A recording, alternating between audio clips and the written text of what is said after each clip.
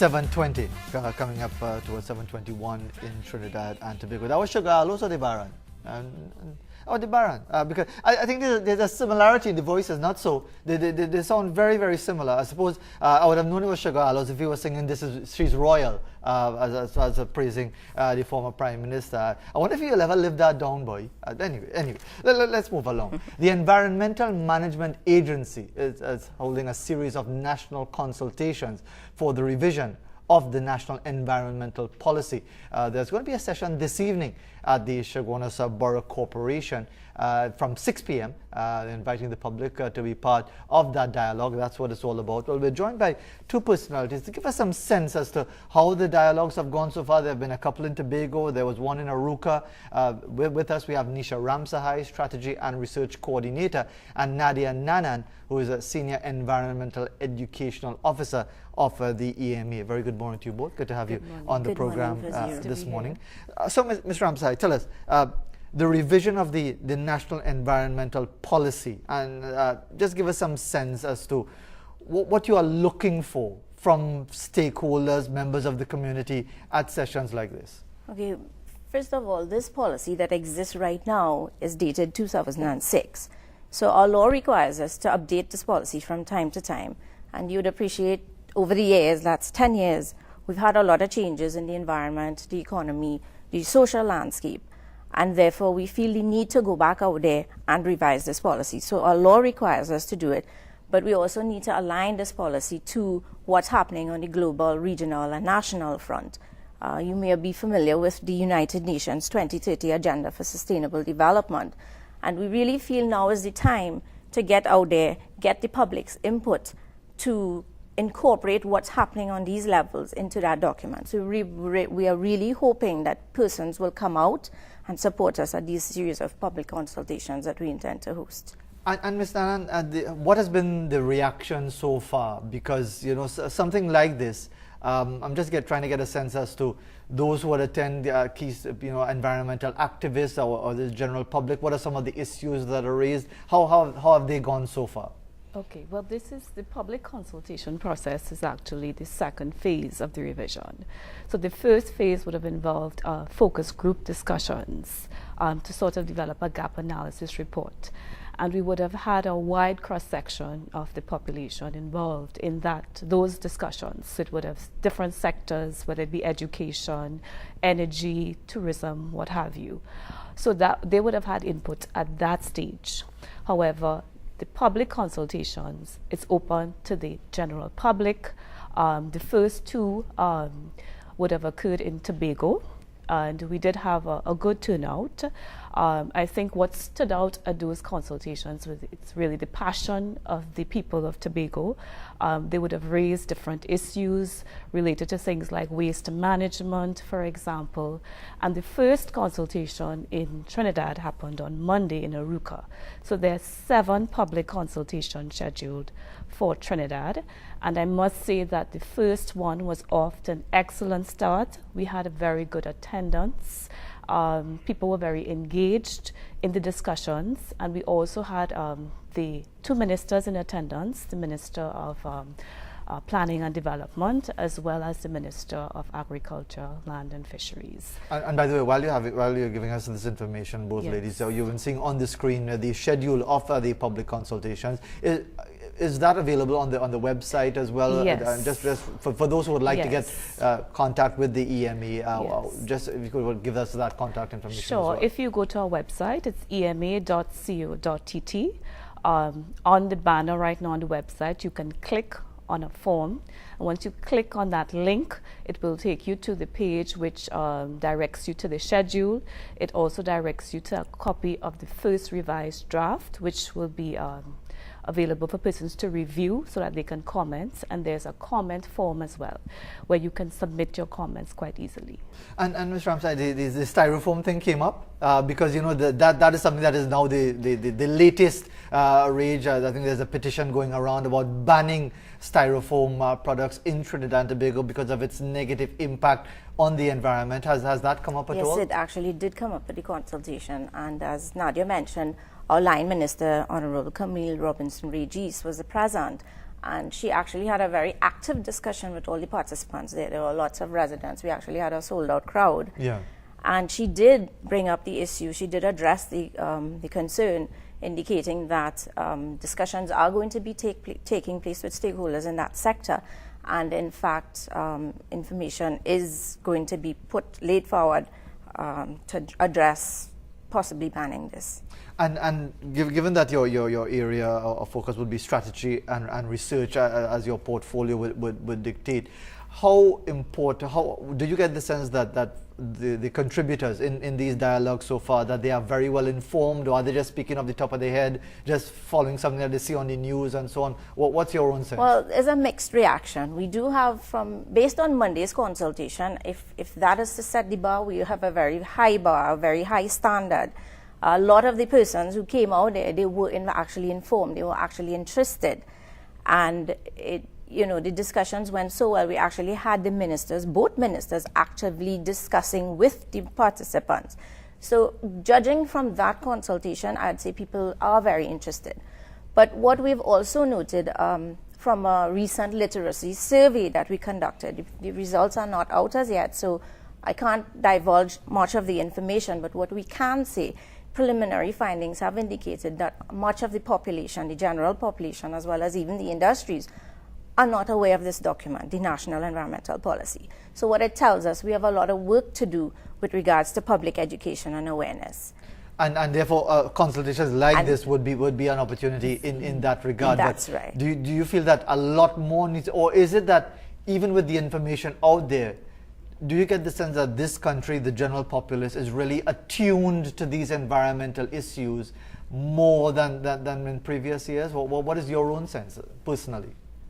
I think personally, we have a lot more work to do. The EME has been in existence for roughly 20 years, just over 20 years.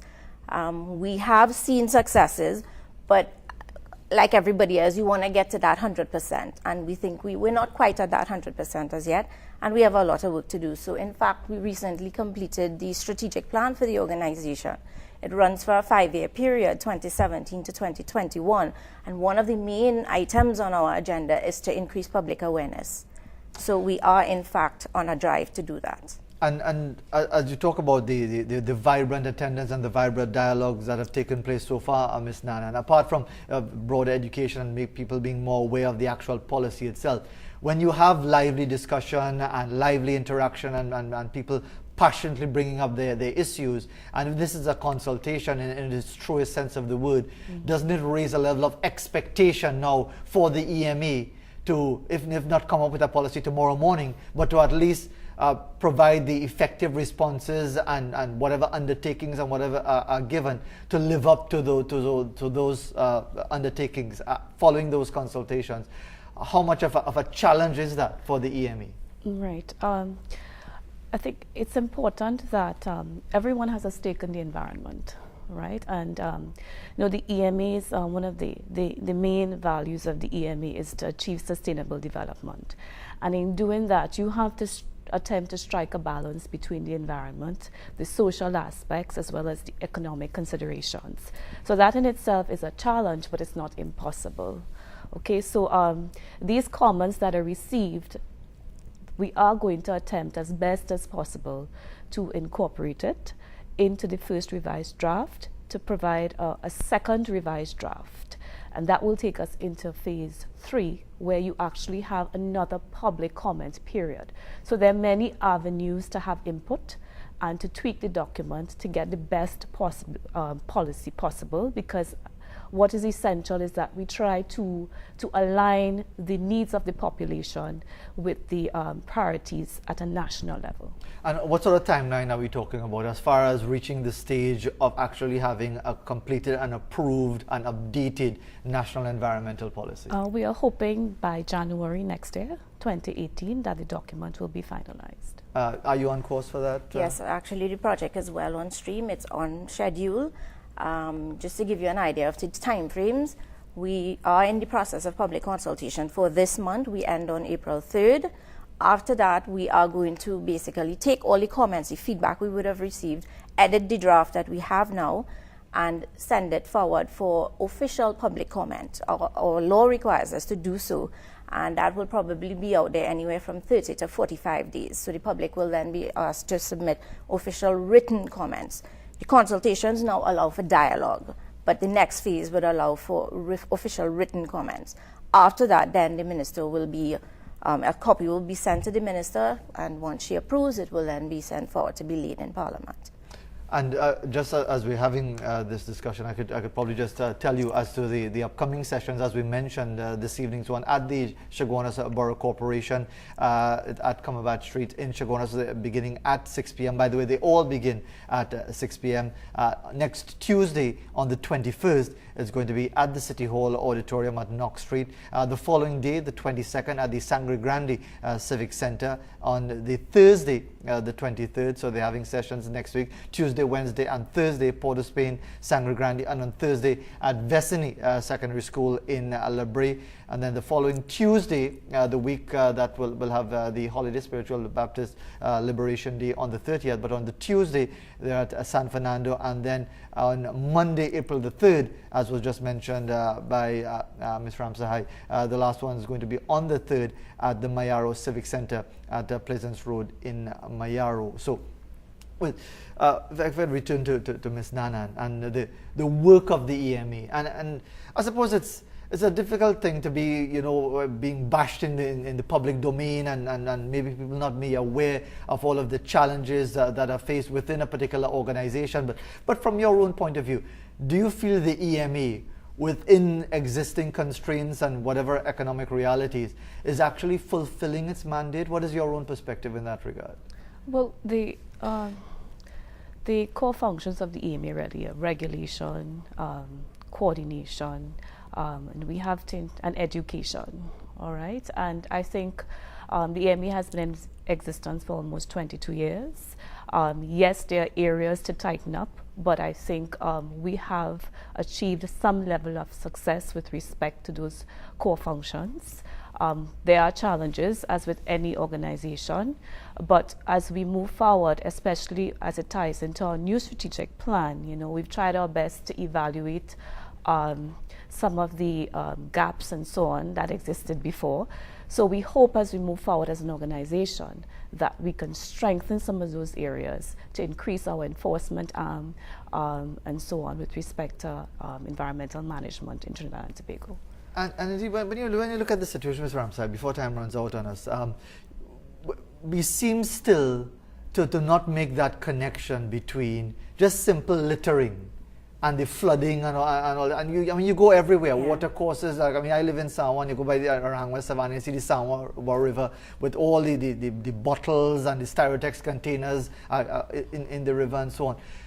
And that might just be just one individual's example, but it does appear that just from a public education level, we are not yet aware of being socially conscious and environmentally conscious. How do you feel about that? That's very true, and that's why this public consultation, we really hope we're trying a different approach, because we feel, given that the connection is not there, we need to connect with the people now, because we realize and we recognize that we need to touch behaviors, we need to touch attitudes and practices. And this document, which is really the policy that will guide how we manage the environment in Trinidad and Tobago, we need persons out there to feel that they were a part of it, that they actually contributed to the development of this document. And that's why coming in, having the discussions, sending in your comments, actually touching base with the document, we feel, we hope that people will feel a sense of ownership, and that moving forward with the increased education and awareness campaign, that we can change attitudes and awareness and somehow and actually see the results. Because at the end of the day, when this document is final, what each person reading it should be able to see is what Trinidad and Tobago would look like in the years ahead. Because we must remember, we have to ensure our environment remains healthy so that our generation can enjoy it and that of the future generations. And I often wonder if we even think of the future generations when we realize how irresponsible we tend to be as far as the management of our environment. There is going to be a world to continue after we close our eyes, so we need to be mindful of that. But let's remind you again that we were talking about the EMA and their public consultations for the revision of the 2006 National Environmental Policy. The next consultation is this evening at the Chaguanas Borough Corporation. We've given you the information of the upcoming ones all the way until April the 3rd at the Mayaro Civic Center, and you can go on the website to get all the information as well about these consultations and be a part. Let's hope they reach the timelines and the deadlines that they're hoping to for the completion of the policy by January of next year, and most importantly that there is the implementation, the enforcement and the active participation of all of us as citizens of Trinidad and Tobago in maintaining a better and a healthier environment in TNT. Thanks very much again for being part of the dialogue this morning. 7:36 in Trinidad and Tobago. We'll be back right after this.